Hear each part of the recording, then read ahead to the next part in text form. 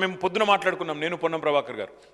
సిరిసిల్ల నేతన్నలను ఎట్లా కాపాడుకోవాలి, అవసరమైతే ముగ్గురం కూడా మా జిల్లాకు సంబంధించి 2 మంత్రులు ఉన్నారు, శ్రీధర్ బాబు గారు, పొన్నం ప్రభాకర్ గారు, వారిద్దరిని కూడా నేను అడిగిన.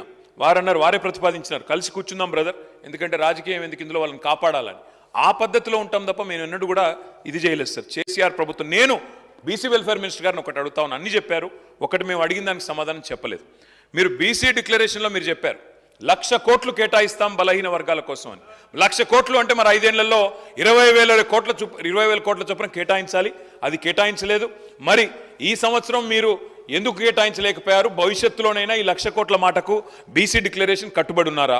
ఓబీసీలకు, బలహీన వర్గాలకు, అందులో ఓబీసీలకు ప్రత్యేకంగా మంత్రిత్వ శాఖ ఏర్పాటు చేస్తామని చెప్పారు, అది కూడా చేస్తున్నారా లేదా?